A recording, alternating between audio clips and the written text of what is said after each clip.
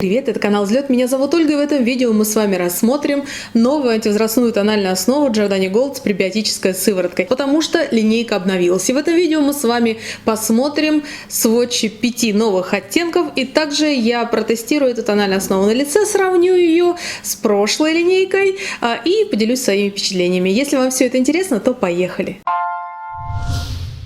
Oriflame утверждает, что это легендарная тональная основа, только с новой улучшенной формулой. Ну что ж, давайте сравнивать. Приходит тональная основа в такой же красивой черной картонной упаковке, украшенной золотистым тиснением, золотистыми буквами, как и вся упаковка линейки Giordani. Ну, к ней мы уже привыкли. Давайте посмотрим, что находится внутри. А внутри мы находим красивый флакончик из толстого стекла, украшенный черной крышечкой с красивыми золотистыми полосочками, и выглядит это довольно симпатично. Прошлый флакончик тональной основы был из матового стекла, и крышечка была абсолютно черная. Если мы снимем крышечку, то внутри мы увидим абсолютно такой же пластмассовый дозатор, с помощью которого вы можете регулировать количество нужного вам средства, когда вы делаете макияж. Объем тональной основы 30 мл. Производство Польша. Первый оттенок 41327. Ванильный холодный. В каталоге очень красивый оттенок с серым подтоном. По факту это очень светлый тон. Вы видите в бутылочке совсем другой оттенок, чем в каталоге. В каталоге, конечно, такие красивые переливы, а здесь мы видим чистый, очень светлый, действительно ванильный оттенок. Вот вы можете видеть именно ванильный оттенок в сравнении с другими оттенками этой линейки. Он действительно самый-самый светлый. Давайте я его немного совсем растяну, чтобы мы могли посмотреть, как он будет ложиться. Вот вы видите, что это действительно прям светлый оттенок для белоснежек. Видите, как хорошо покрывает, ровненько, но оттенок ванильный. Следующий оттенок 41328. Это у нас фарфоровый, позиционируется как холодный оттенок. На картинке в каталоге, на мой взгляд, выглядит гораздо темнее. Фарфоровый, вот как самые светлые места на картинке в каталоге, это вот сам фарфоровый тон. И если мы посмотрим сейчас на руке, то видно, что фарфоровый оттенок розовее, чем предыдущий ванильный. Есть в нем вот какой-то персик, розовинка, то есть есть вот этот вот нежный подтон. Если вы такие любите тональные основы, если они вам подходят, то вот, пожалуйста, фарфоровый оттенок. Мне кажется, что тоже это для светлой кожи, но такого цветотипа, наверное, летнего. Это вот видно, что холодный тон. Мне нравится, красивый, но с розовинкой. Имейте это в виду. 41329 слоновая кость.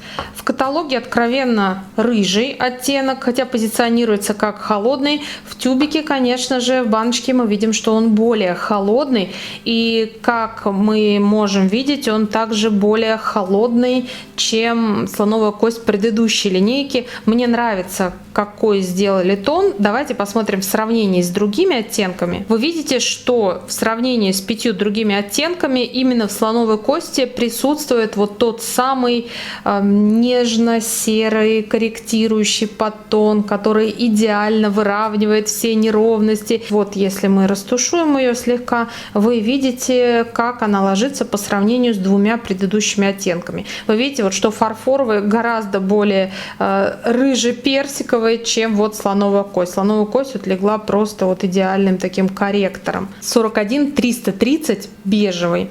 И в каталоге бежевый выглядит как фарфоровый. Вот в реале на руке, а на самом деле посмотрите, насколько бежевый рыжее и темнее, чем картинка в каталоге. Вы видите, что да, действительно это теплый оттенок, не прибавить, не отнять. Если у вас теплый цветотип, то вы вполне можете положиться вот на эту тональную основу. Еще мне кажется, что вот эта тональная основа бежевая, она все-таки для девушек с более темным оттенком кожи. Давайте посмотрим на руке. На руке вы видите в сравнении первые 3 оттенка это холодные и последние 2 теплые. И вот бежевый оттенок, он такой именно вот рыже-коричневый, такой песок настоящий.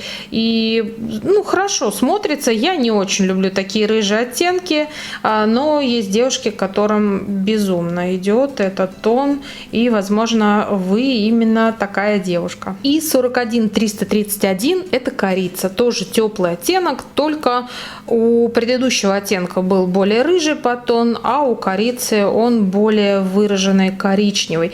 И вы видите, что на картинке, как ни странно, корица тоже достаточно светлой изображена, хотя в реале это такой темно-рыже-коричневый оттенок. И вы можете видеть, что если вы загорели, то корица подойдет вам лучше всего. Это именно тон для девушек с темным оттенком кожи, с хорошим загаром. И вот если мы его даже растянем, вы видите, что это вот явно для темного оттенка. Ну, когда мы загораем, мы, наверное, все становимся такого более теплого оттенка кожи, тона кожи, и переходим вот на такие вот самые темные корицы. Ну и давайте же самое интересное рассмотрим сравнение 2 основ в оттенке слоновая кость, потому что у меня есть вот эта тональная основа слоновая кость, прошлая антивозрастная, я ее нежно люблю, и мне очень интересно, смогу ли я продолжить пользоваться в новой линейке тоже этим же оттенком, будет ли он точно таким же.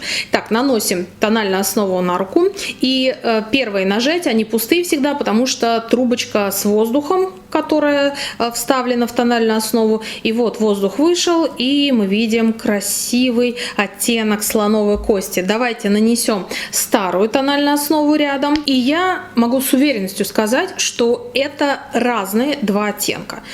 Но мне за что нравился прошлый оттенок слоновой кости? За то, что у него был сероватый подтон, корректирующий, очень красивый. Я люблю такой подтон в тональных средствах.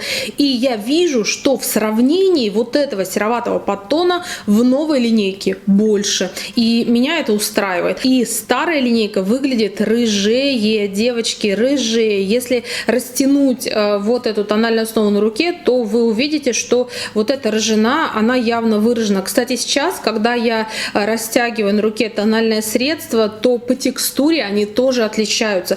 По текстуре прошлая линейка была более плотная, она как-то вот прям более густая, а новая прямо заметно более жидкая и по ощущениям гораздо более нежная. Может быть, большую роль здесь играет то, что именно в составе новой формулы есть пребиотическая сыворотка. Формула усилена этой сывороткой из естественной морской экосистемы. И эта сыворотка обещает укрепить защитный барьер кожи, повысить сияние, увлажненность, улучшить качество клеток кожи, структуру и мгновенно уменьшить заметные признаки старения. Также в этой формуле натуральный экстракт лотоса, который поможет создать шелковисто-гладкое покрытие. Он напитает кожу и улучшит ее качество. Вот все вот эти заявленные свойства я сейчас буду проверять, нанеся новую уже слоновую кость на половину лица. И мы с вами сравним, насколько она обладает такими покрывающими способностями. Интересный момент, что в прошлой линейке тональных основ был SPF 8, а в новой SPF 10. Но на баночке в прошлой линейке стояло значение SPF. Я даже в своем инстаграм показывала и поставила под сомнение, есть ли SPF в новой линейке. Но мне тут же прислали скриншот, которым я поделилась в сторис. И мы видим, что здесь не написано SPF, но в информации от компании, на сайте компании, в описании, ссылки я вам все на тональную основу оставлю внизу в инфобоксе, вы увидите, что SPF в новой линейке есть, и он чуть повыше, он под цифрой 10, тогда как раньше был 8. Ну что, давайте наносить на лицо. Это же самое интересное, как тональная основа поведет себя на лице. Я сейчас впервые наношу новую основу и выбрала оттенок слоновая кость. Пахнет очень приятно. Ну, в принципе, все тональные основы Giordani так приятно пахнут.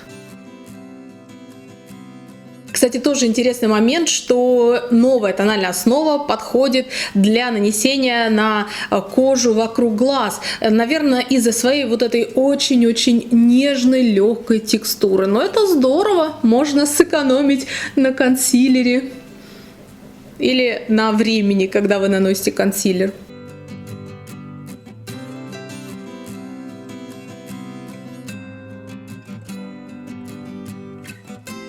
Покрытие действительно создается невесомое, сияющее, и финиш у тональной основы влажный. Он прям вот ни одной минуты не матовый. Ну, когда тональная основа усядется на лице, можно уже будет сказать окончательно, но из-за того, что у нее такое невесомое покрытие, можно ее наслаивать. Вот сейчас вы видите разницу между двумя сторонами моего лица. Здесь есть тональная основа, здесь нет.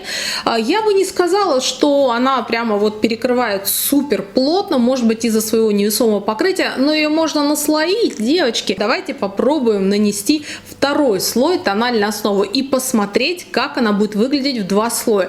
Пока я говорю, я думаю, она немного уселась уже на лице. Сейчас я добавлю тонального средства и нанесу второй слой. Посмотрю, как она скорректирует. Или, может быть, достаточно одного. Напишите, пожалуйста, в комментариях.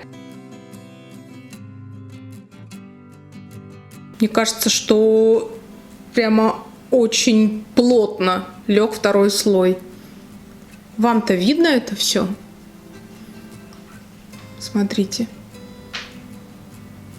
Перекрытие вот максимальное. Вот в два слоя все, уже вообще вопросов нет. Максимальное перекрытие. Я, кстати, сейчас на вторую половину нанесу тональное средство в один слой, и вы посмотрите разницу. Давайте так сделаем.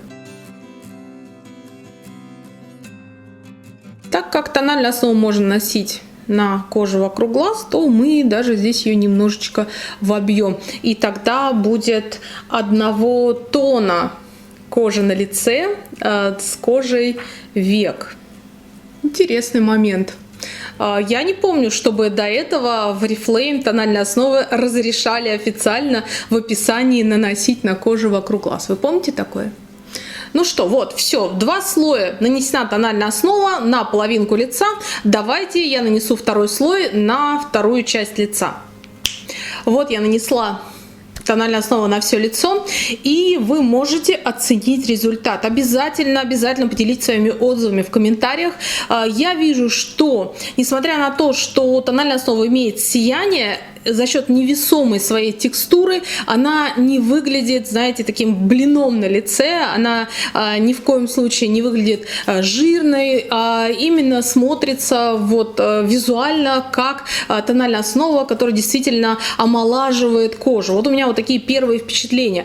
И могу тоже отметить, что, как и заявляет Oriflame, основа не проваливается в поры, в морщинки мелкие и довольно достойно ведет себя на лице. И, кстати, что мне очень нравится, это ощущение увлажненности. Я обожаю вот это ощущение от тональных основ. Мне оно нравится в тональной основе Aqua Boost, и я очень люблю ощущение увлажненности от эссенции Novage. И здесь вот примерно такое же ощущение, может быть, потому что содержится тот же самый морской пребиотик. Если эту тональную основу нанести еще и на эссенцию Novage, то кожа будет просто кайфовать.